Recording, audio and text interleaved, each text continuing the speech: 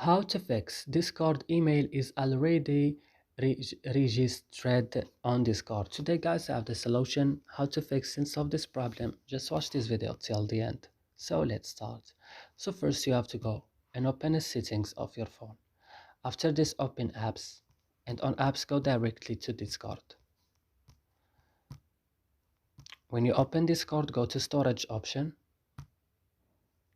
and on storage option go to clear data. Click OK and go back, and click on force stop and click OK. And the last things is to go to Play Store and updating your Discord again. And that's it. I hope this video is helpful for you. Don't forget to like, also subscribe in our channel. See you in another video.